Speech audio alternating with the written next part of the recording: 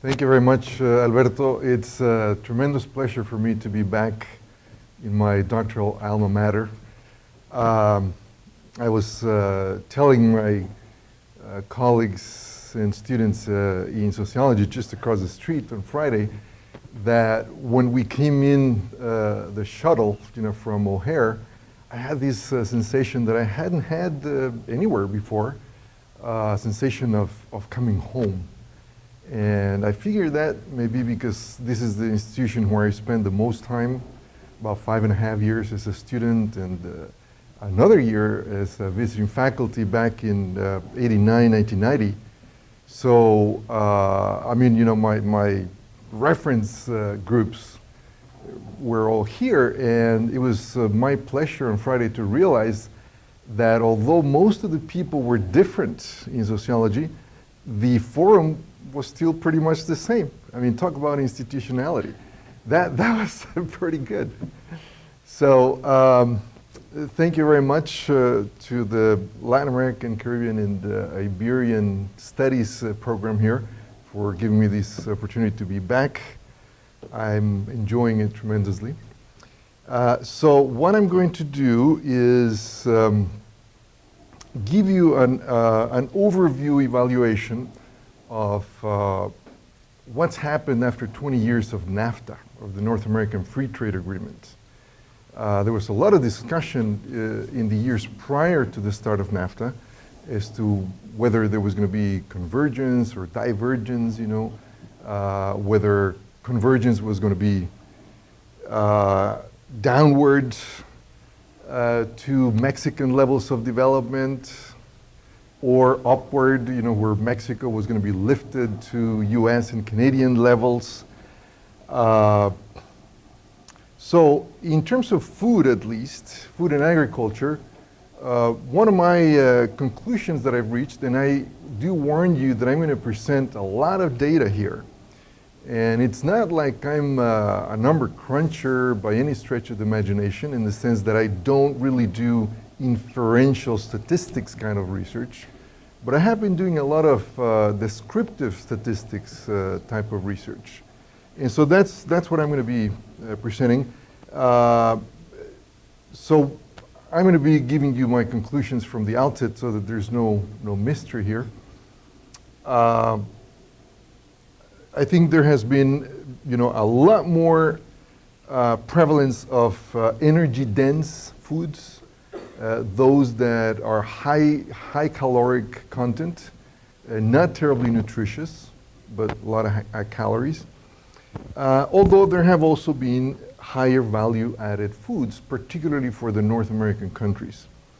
And so rather than convergence or divergence, my argument is that there's been a differentiated convergence. For instance, Mexican upper or higher income classes have adopted the niceties of the US diet, whereas the middle and lower income working classes have adopted more the energy dense types of diets.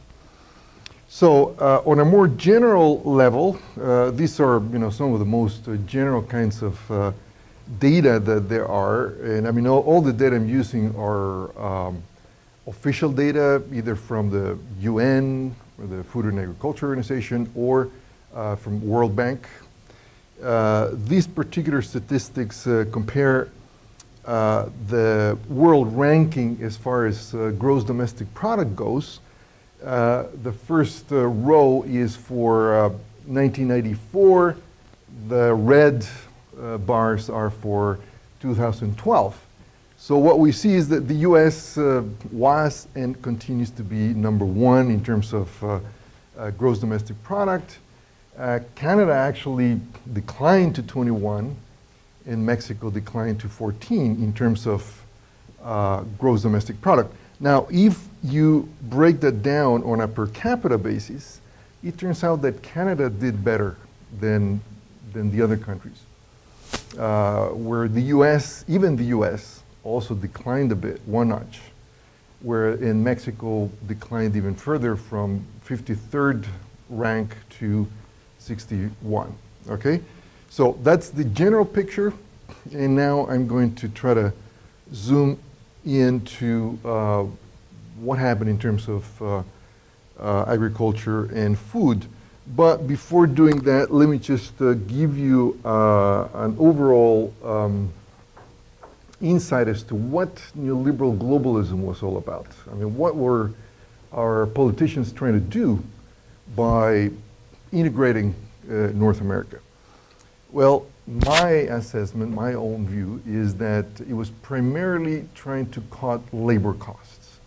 Because the United States was, in a way, having a lot of trouble with competing with the Japanese, with the Germans, other European economies, and so it was in need of lowering labor costs. And so Mexico, of course, has a large young population, and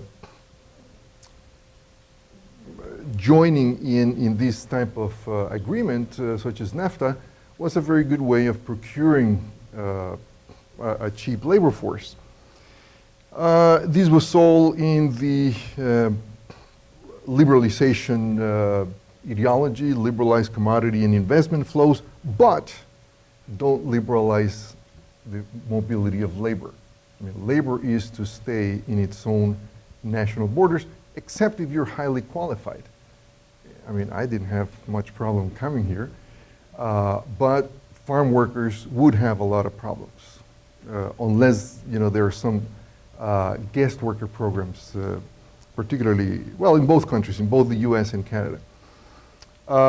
And so the overall goal was to globalize production and trade. So now, in terms of the neoliberal food regime, and I'm just going to outline this perspective that I've been developing in discussion with Philip McMichael and Harriet Friedman. McMichael is at Cornell, Friedman is at the University of Toronto.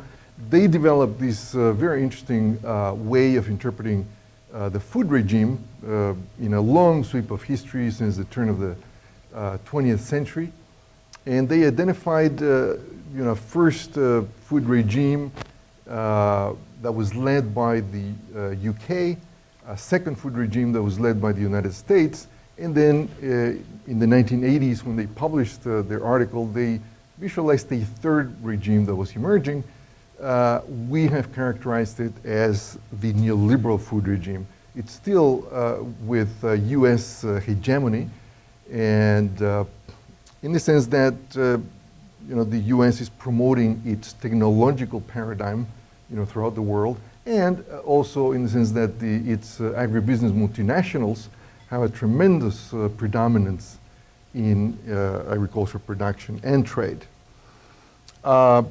So in our conceptualization of the neoliberal food regime, we identify the states as being central actors, political economic actors, in terms of neo-regulation. It is a very different type of regulation to the one that predominated in the previous food regime, where food and agriculture were mostly focused on nation states.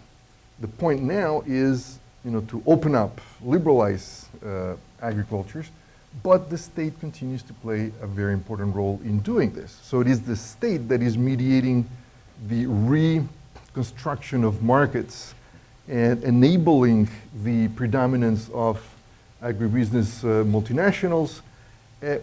And one of the main technologies that these multinationals are pushing, and I'm thinking here, for instance, about Monsanto, is biotechnology. So biotechnology products, or biotechnology is, in the history of technological adoption, the technology that has been adopted the fastest. So, the industrial diet.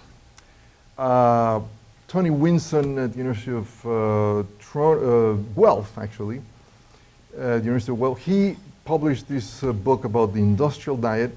He takes a longer sweep than I'm trying to do here, from the 1940s onwards, and maybe even earlier than that. And that consisted of highly processed mass marketing, high fat, high sugar, degraded diets, and I mean all of these results in energy-dense food with low nutritional value.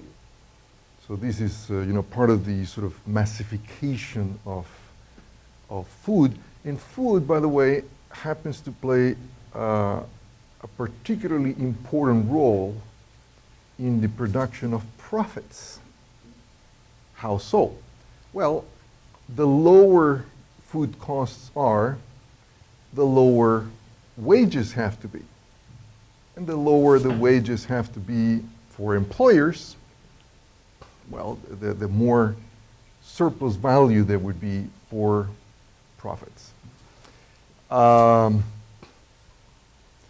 So more particularly with regard to the neoliberal diet, what I'm arguing is that the neoliberal diet is a globalization and intensification of that industrial diet that had been identified by Tony Winson. And you might talk about a nutrition transition, and here I'm trying to bring in some of the epidemiological research, which indicates that the production of vegetable oils, which used to be accessible only to higher income peoples, now they have been pretty much massified. And along with that, there is this epidemiological transition in the sense that in developing countries, there is the overlap of both infectious diseases, which come from food deficiencies, but now combined with non-communicable diseases. That's the NCD here, non-communicable diseases, which used to be associated with affluence. All right, like problems with the heart, diabetes, hypertension. So unfortunately, emerging countries, developing countries have these overlap. So moving on to food and agricultural trade, I will start by highlighting some of the paradoxes of Mexican agriculture right before joining the United States and Canada in the North American Free Trade Agreement. Until 1988, Mexico was largely self-sufficient. There were some imports, there were some exports, but most of its food and agriculture were really concentrated in the national economy. Since NAFTA, there has been a tremendous spike in grains and cereals imports.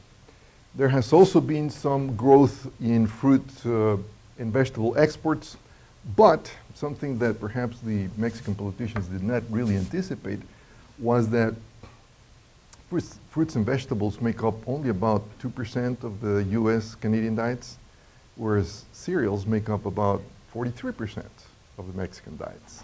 So Mexico has become dependent on the importation of cereals and therefore made its population very vulnerable to any price volatility.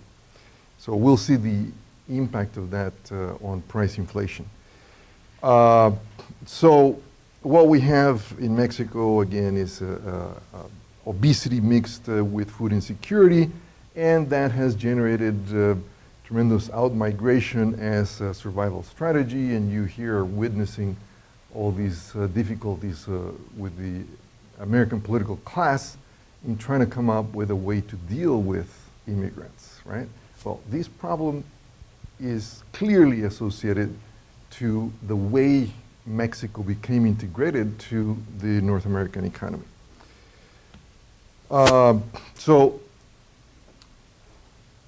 This kind of summarizes the data I'm going to be presenting in a moment. There has been an asymmetric trade increase where the US is the dominant player without any question. Meat consumption increases throughout, especially chicken. And I have to do a little more research about this, but I think I'm going to claim that chicken has become the neoliberal meat. And chicken, industrially produced chicken, happens to have about 7 times more fat than free-range chicken.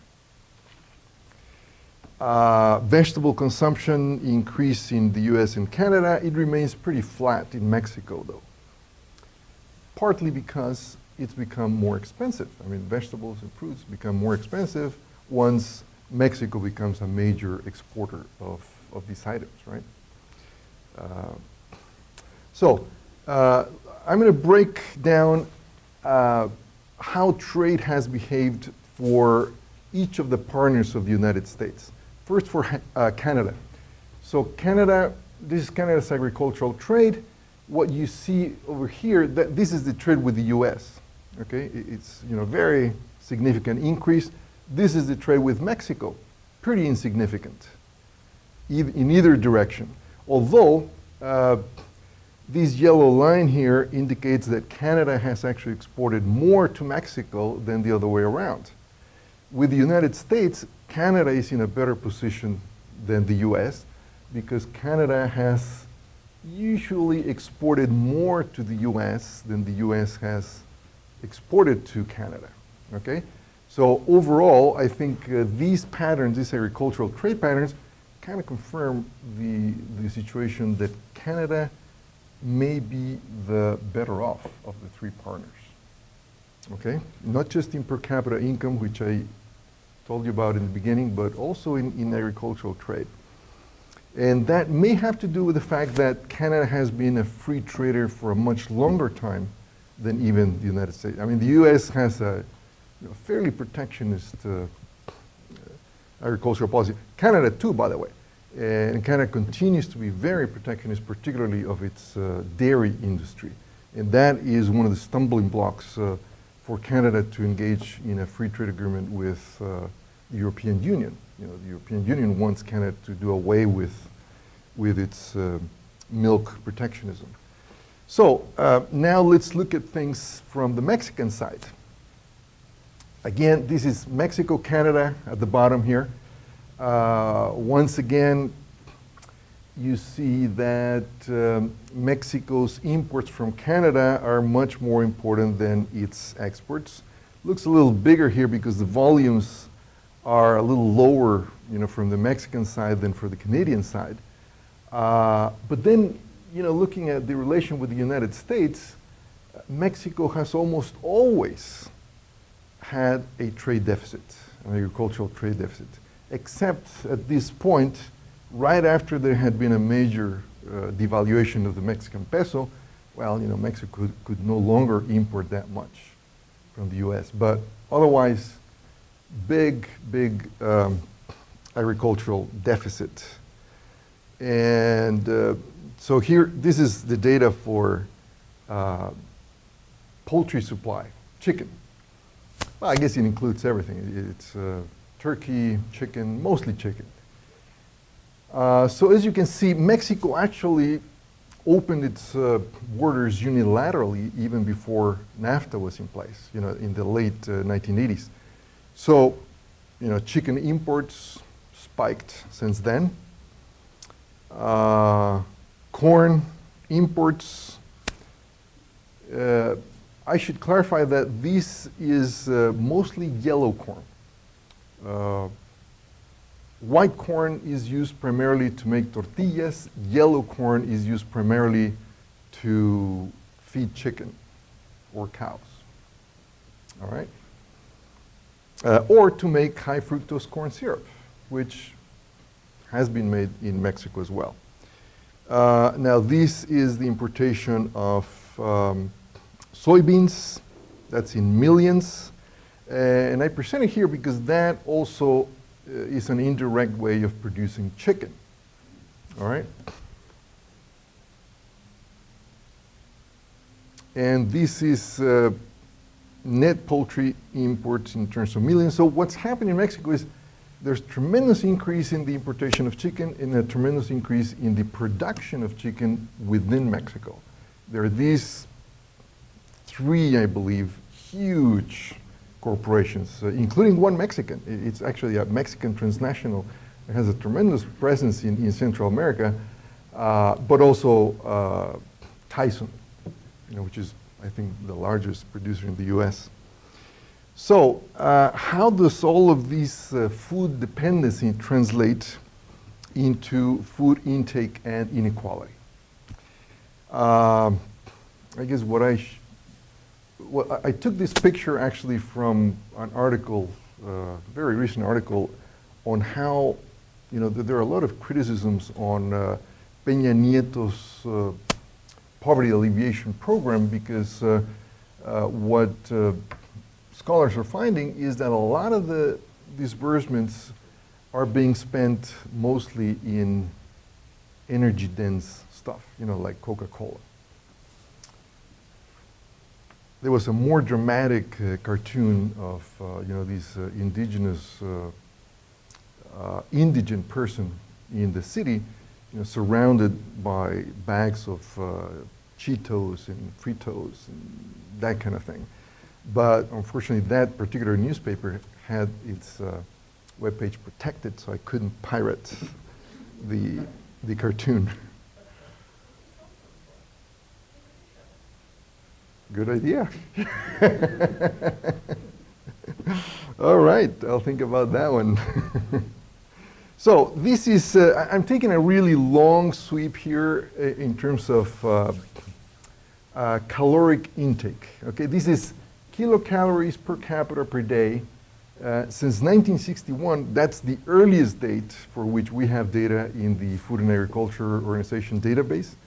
And so, to me, one of the most interesting parts here is that, this red line, which corresponds to Mexico, that's Canada, that's the US, is that Mexico actually did better before the opening, in terms of food intake anyway. And after that, Mexico's food intake has been mostly flat. These increases, I would argue, are primarily due to increased meat consumption, mostly by the wealthier classes, beef, chicken, like I said, chicken primarily. It's a differentiated consumption, by the way. I mean, beef goes mostly to the upper income classes. Chicken goes to, more widespread in terms of class accessibility, and I will present some data on that. So this breaks it down or focuses on meat. The USA, has continued to increase its meat consumption. By the way, that is in spite of the fact that beef consumption in the US has declined. So this increase here is primarily due to poultry. Canada's, well, it's mostly flat, but kind of converging to US levels. Here, Mexico has increased from a fairly low base. Look at, this actually starts at the 100 level. So sometimes I change the scale, so it all starts at 100. Okay, let me zoom into how, the food supply ratios. This is an extremely simple analysis of in what period do we have the main gains in food intake, okay? So I split this in, this basically divides the food intake in 2009 and divides it by the food intake in 1991. And this is, where there was a very substantial increase. But interestingly for Mexico,